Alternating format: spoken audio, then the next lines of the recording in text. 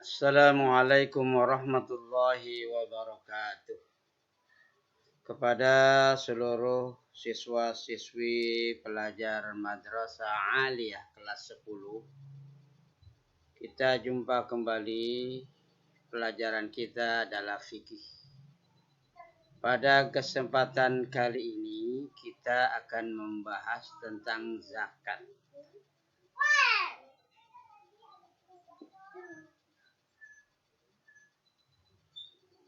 Zakat adalah kata bahasa Arab, yaitu az-zakah. Ia adalah masdar dari fi'il madhi, yaitu zakka, yang berarti bertambah. Kalau kita mengeluarkan zakat, insya Allah dagangan kita, perbuatan kita semuanya bertambah, tumbuh, dan berkembang. Dagangan kita juga berkembang kalau kita membayar zakat. Ia juga bermakna suci.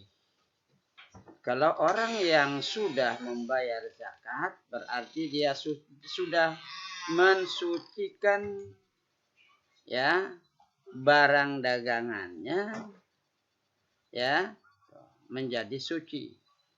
Ya. Dengan makna ini Allah Subhanahu wa taala berfirman, "Qad aflaha man zakkaha." Sungguh beruntung orang yang mensucikan jiwa itu.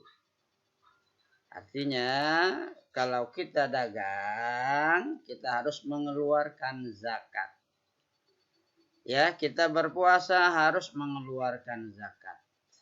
Ya, itu. Nah, setelah itu, hukum zakat. Hukum zakat adalah wajib bagi setiap muslim yang telah memenuhi syarat-syarat tertentu. Wajib artinya apabila dia mengerjakan berpahala. Kalau ia tinggal berdosa, itu namanya wajib. Zakat merupakan rukun Islam yang keberapa? Zakat adalah merupakan rukun Islam yang ketiga, yang harus ditunaikan kepada yang berhak menerimanya. Ya, ada 8 golongan penerima zakat. Asnaf berdasarkan firman Allah Subhanahu wa ta'ala, a'udzu billahi minasyaitonir rajim. Bismillahirrahmanirrahim. Innamas shadaqatu lil fuqara'i wal masakin wal 'amilina 'alaiha wal mu'allafati qulubuhum wa fir riqab wal gharimina wa fi sabilillah wa ibnis sabil fariidatan minallah wallahu alimun hakim. Yang artinya sesungguhnya zakat itu hanya untuk orang-orang fakir, orang miskin, amil zakat yang dilunakkan hatinya atau mu'allaf, untuk memerdekakan hamba sahaya, untuk membebaskan orang-orang yang berhutang untuk jalan Allah, dan untuk orang yang sedang dalam perjalanan, sebagai kewajiban dari Allah. Allah Maha mengetahui, Maha bijaksana. Ini dari surah At-Taubah.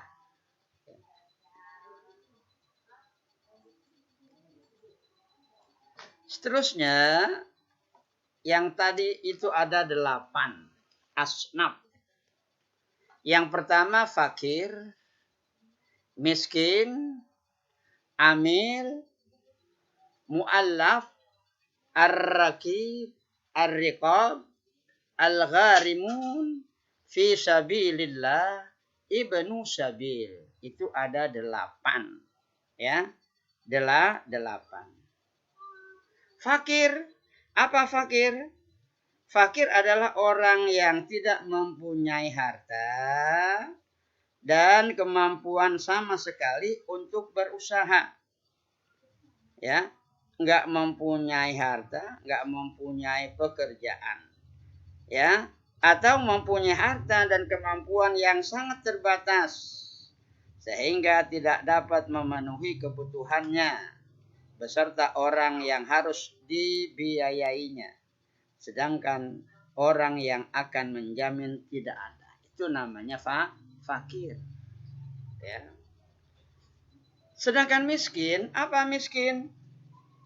Miskin adalah orang yang memiliki pekerjaan. Ya, miskin orang yang memiliki pekerjaan, tetapi penghasilannya tidak mencukupi sehingga ia butuh pertolongan orang lain. Ya. Dia punya pekerjaan, tapi nggak cukup untuk keluarganya. Ya, umpamanya apa? Dia dagang. Ya, keuntungannya dapat 5.000.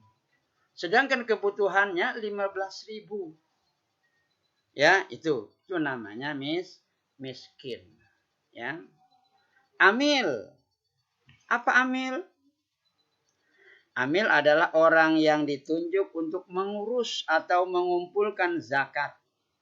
Sedangkan ia tidak memperoleh gaji atau upah selain dari pembagian zakat itu.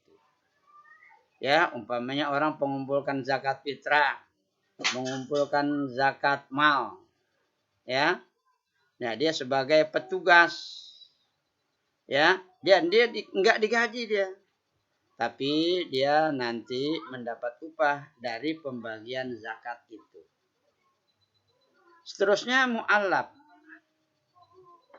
Mu'allaf adalah orang yang baru masuk agama Islam yang imannya masih lemah. Tadinya dia beragama Katolik atau Kristen. Setelah itu dia masuk Islam. Itu namanya mu'allaf. Dia belum ada pekerjaan. Nah, itu kita boleh memberikan ya itu zakat kepadanya. Seterusnya ar-rikab. Ar-rikab adalah hamba sahaya yang telah dijanjikan oleh tuannya bahwa ia boleh menebus dirinya dengan sejumlah uang yang telah ditentukan. Ia berhak menerima bagian zakat sebanyak jumlah yang dibutuhkan untuk menebus dirinya.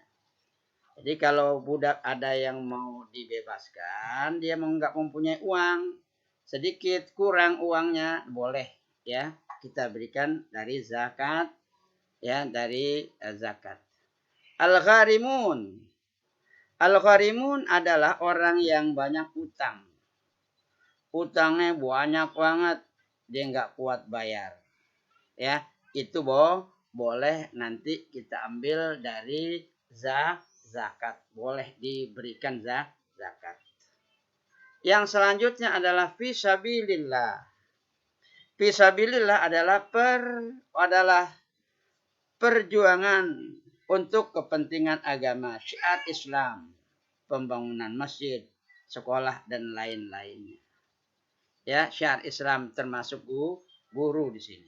Ya, itu namanya fisabilillah adalah perjuangan untuk kepentingan agama, syiar Islam. Ya, untuk pembangunan masjid uangnya kurang, bangun sekolah ya keadaannya kurang uangnya, boleh diberikan zakat.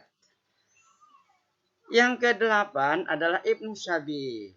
Ibnu Sabil adalah musafir yang kehabisan bekal, kehabisan ongkos dalam perjalanan, ya, yang membutuhkan pertolongan biaya untuk melanjutkan perjalanan sampai pada tempat yang dituju. Dia mau belajar kemana? Ke daerah.